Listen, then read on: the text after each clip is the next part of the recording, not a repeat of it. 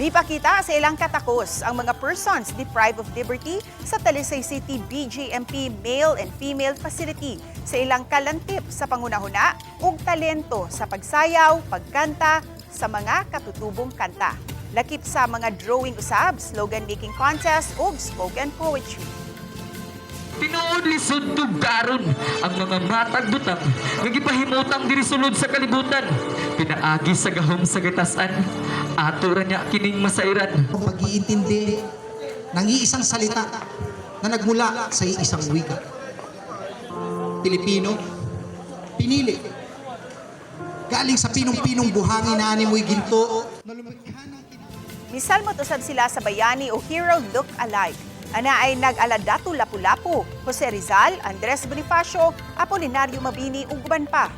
Ang maunilang kalihukan kabahin sa pagtapos sa buwan ng wika ning buwan sa Agosto.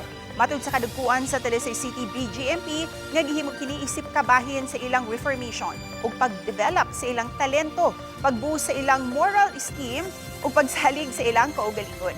Samtang padayon nga nagpahinumdum og nagkat-on sa kultura ug sa history sa atong nasud. Bisan nga anaa sila sud sa pasilidad, gawa sa mga BGMP personnel, migiya usab kanila ang mga programa sa DepEd Alternative Learning System.